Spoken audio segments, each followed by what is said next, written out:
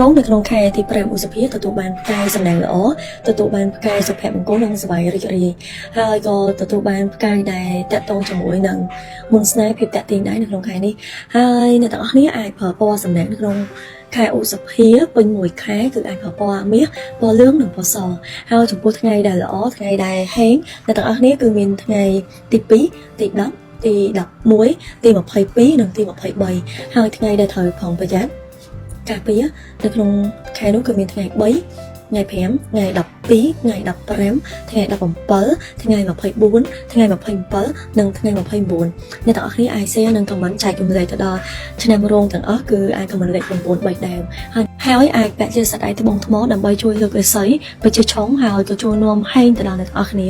អាចជើញជាសាច់ដៃទឹកបត់ប្រៃឬក៏អ្នកទាំងអស់គ្នាអាចពាក់ជា5ធាតុមួយគូហ្នឹងគឺទទួលបានរឿងល្អកាត់ឆុងកាត់រឿងមិនល្អហើយពាក់បានរហូតគឺត្រូវតែរើសវេលាថ្ងៃខែតាមដួងកំណត់អ្នកទាំងអស់គ្នានីមួយៗដើម្បីទទួលបានប្រសិទ្ធភាពទទួលបានសំណាងល្អបើចុះតម្លៃធម្មតា$59អ្នកទាំងអស់គ្នាទទួលបានការថែមយ័ន្តពិសេសដាក់នៅក្រោយទូរស័ព្ទបន្ថែមទៀត